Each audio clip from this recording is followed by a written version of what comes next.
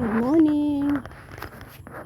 Pagtatanim na naman ang ating gustong ibahagi sa inyo. Ayan, nilinis natin ang mga dahon ng kamuti natin dito. Mga kamuti na ating itinanim.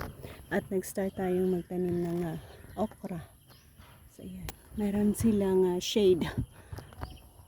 Ginawa natin sila ng shade. So, magkabilaan ang ating pagtanim dyan. Okra ang ating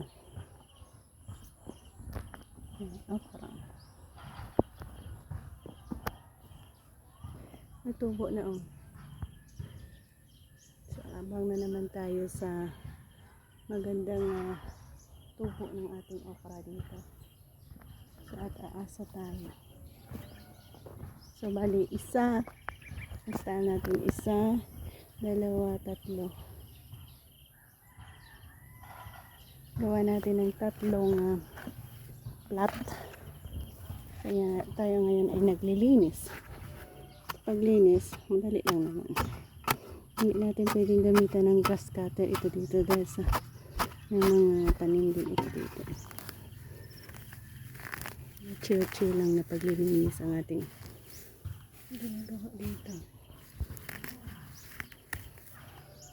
Pwede naman natin gamitan ng grass cutter pero ang gusto talaga natin makuha ang pinakaugat niya para matagal ulit na tubo. So, okra ang ating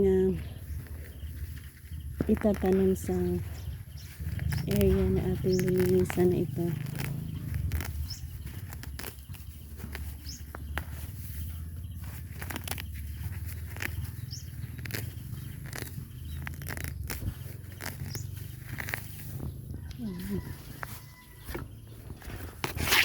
Ito ay ilang days na ba ito?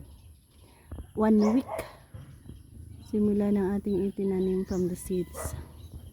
Ayan ganda na medyo mahaba-haba ang okrahang ito. So again guys, aasa tayo and bless our plant na lalago at makapag-produce ng madaming bunga.